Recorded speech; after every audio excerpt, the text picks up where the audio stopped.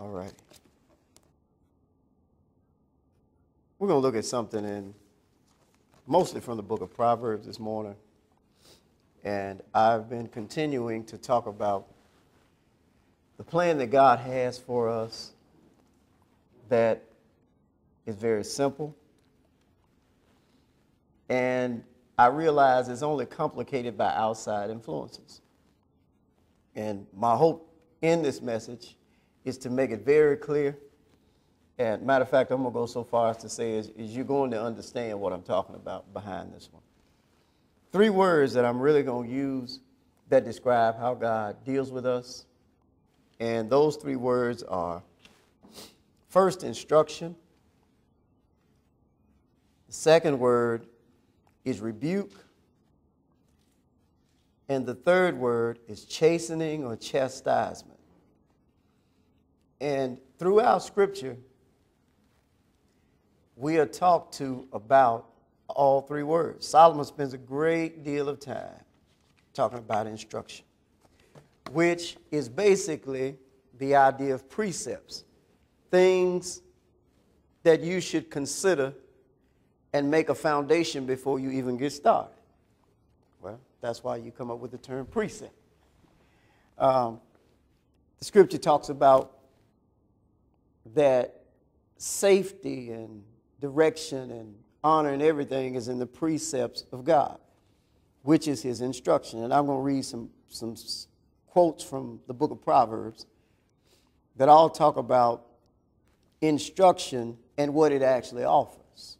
So just follow with me for a minute as I read some things about instruction. In Proverbs 1, to know wisdom and instruction, to perceive words of understanding. And that in that verse is talking about the reason for the Proverbs. That's why he's writing it, so you can get some instruction and understanding.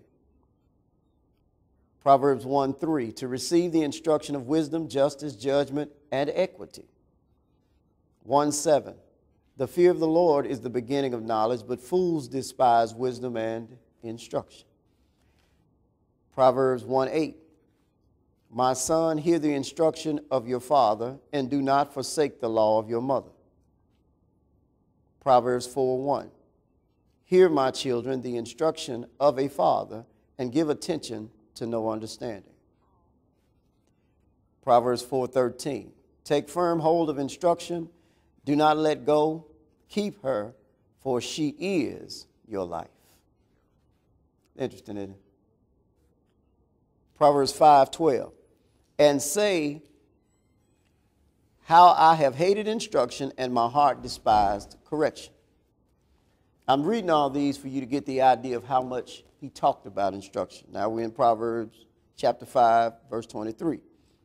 He shall die for lack of instruction, and in the greatness of his folly he shall go astray. 6:23, for the commandment is a lamp and the law a light. Reproofs of instruction are the way of life. 8:10, receive my instruction and not silver, and knowledge rather than choice gold. 8:33, hear instruction, be wise, and do not disdain it. 9:9, give instruction to a wise man, and he will be still wiser. Teach a just man, and he will increase in learning. 10:17, he who keeps instruction is in the way of life, but he who refuses correction goes astray. 12:1, whoever loves instruction loves knowledge, but he who hates correction is stupid. 13:1, a wise son heeds his father's instruction, but a scoffer does not listen to rebuke. 15:5, a fool despises his father's instruction, but he who receives correction is prudent. 15:32, he who disdains instruction despises his own soul, but he who heeds rebuke gets understanding. 15:33, the fear of the Lord is the instruction of wisdom, and before honor is humility. 19:20, listen to counsel and receive instruction, that you may be wise in your latter days. 19:27, cease listening to instruction, my son, and you will stray from the words of knowledge. Proverbs 23:12. Apply your heart to instruction and your ears to words of knowledge. 23:23. Buy the truth and do not sell it. Also wisdom and instruction and understanding. And 24:32. When I saw it, I considered it well. I looked on it and received instruction. Now those are the ones on instruction. Now I want to read some on rebuke. So y'all just be patient with me. Proverbs again, 1:23. Turn at my rebuke, surely I will pour out my spirit on you. I will make my words known to you. 1:25. Because you disdained all my counsel and wouldn't have none of my rebuke. There's a reason for something that follows, so if you want to look at that, just read on. I'm giving you the basics. 1:30. They would have none of my counsel and despise my every rebuke. 9:7. He who corrects a scoffer gets shame for himself, and he who rebukes a wicked man only harms himself. 9:8. Do not correct a scoffer lest he hate you. Rebuke a wise man and he will love you. 13:1. A wise son heeds his father's instruction, but a scoffer does not listen to rebuke. 13:8. The ransom of a man's life is his riches, but the poor does not hear rebuke. 13:18. Poverty and shame will come to him who disdains correction, but he who regards a rebuke will be honored. 15:31. The ear that listens to rebukes of life will abide among the wise. 15:32. He who disdains instruction despises his own soul, but he who heeds rebuke gets understanding. 17:10. Rebuke is more effective for a wise man than 100 blows on a fool. 19:25. Strike a scoffer and the simple will become wary. Rebuke one who has understanding and he will discern knowledge. 24:25. But those who rebuke the wicked will have delight, and a good blessing will come upon them. 25:12. Like an earring of gold and an ornament of fine gold is a wise rebuker to an obedient ear. 27:5. Open rebuke is better than carefully concealed love. It's better than love carefully concealed. Proverbs 28:23. He who rebukes a man will find more favor afterward than he who flatters with the tongue. 29:1.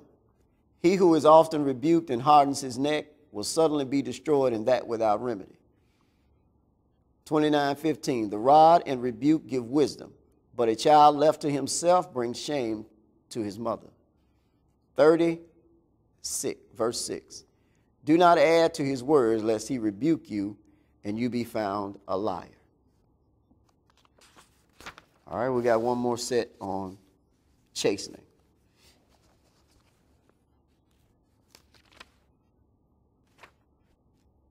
Deuteronomy is where this one starts, and I want you to mark this one. This is Deuteronomy 8:5. If you haven't marked others, definitely mark this one. You should know in your heart that a man chastens his son, so the Lord your God chastens you. You should know in your heart that as a man chastens his son, so the Lord your God chastens you. Now, we talk about that all of the time. And that's going to be a key to making this thing plain to you as far as understanding how to win and have victory in everything that you do. Deuteronomy 11:2. Know today that I do not speak with your children who have not known and who have not seen the chastening of the Lord your God, his greatness and his mighty hand and his outstretched arm. We're still in Deuteronomy 21:18. If a man has a stubborn and rebellious son who will not obey the voice of his father or the voice of his mother, and who, when they have chastened him, will not heed them,